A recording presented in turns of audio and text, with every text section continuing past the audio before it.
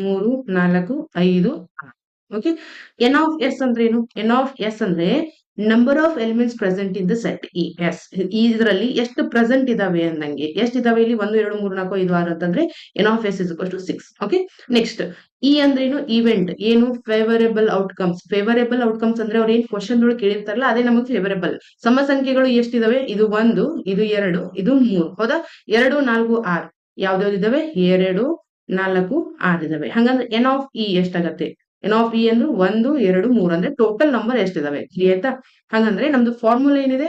Probability of an event is equals to N of E divided by N of S. ಹೌದು? So ಏನು N of E ಅಂದ್ರೆ 3 ಬಂತ.